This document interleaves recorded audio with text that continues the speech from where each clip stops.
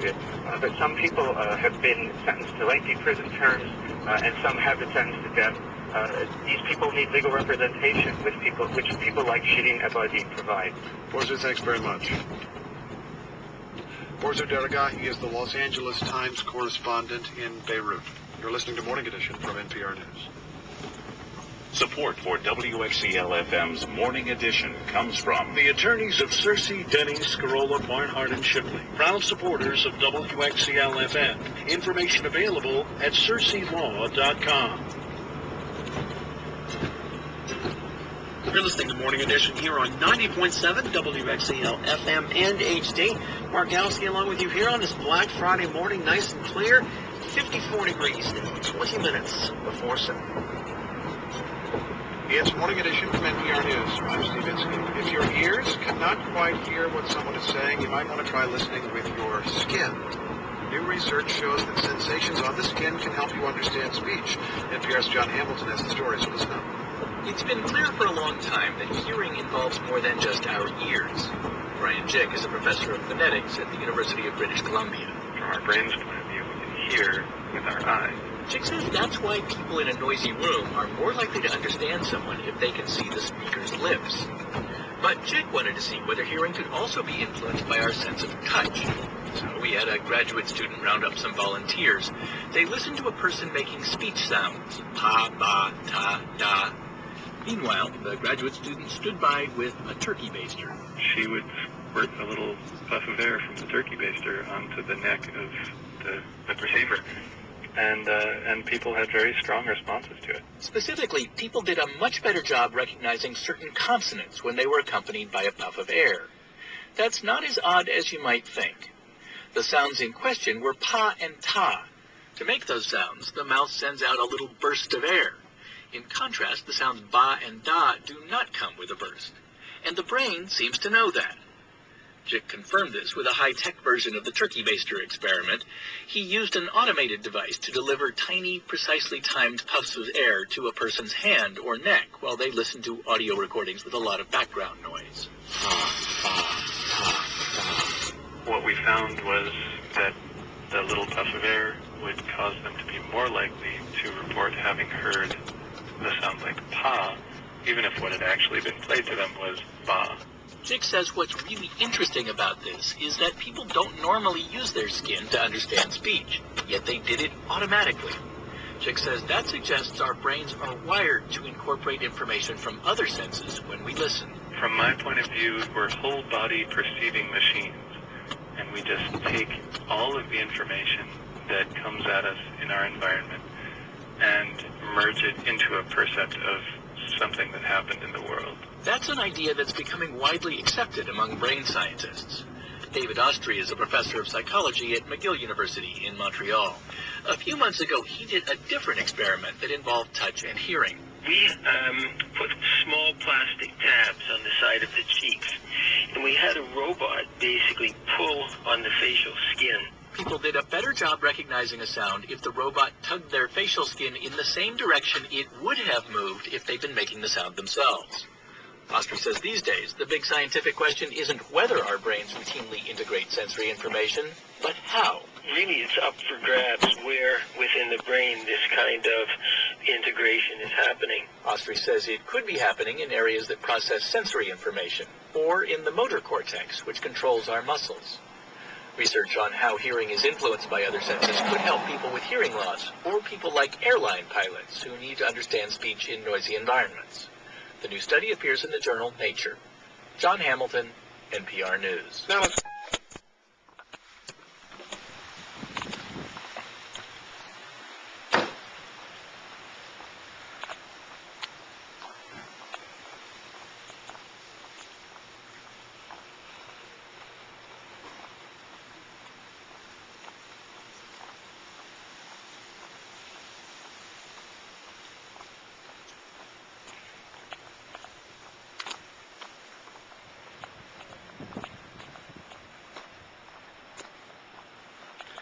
Got some surfers here checking out the surf.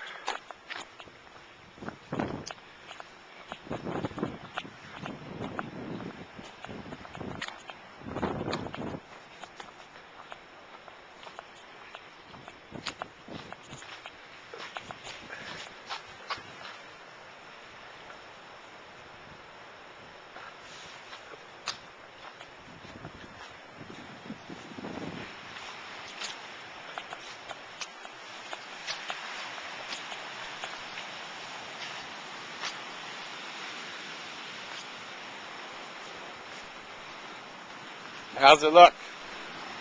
Not too good? Smaller than we expected. Yeah, the wind died down.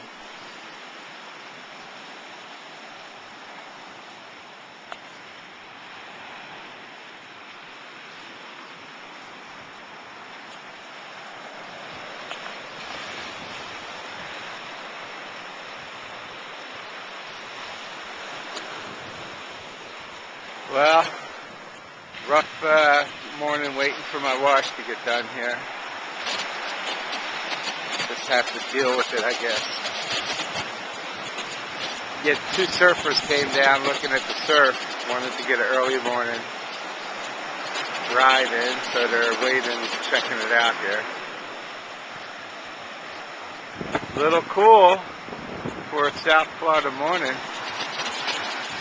About 57 degrees. But it's a beautiful change for me. Fresh, cool air.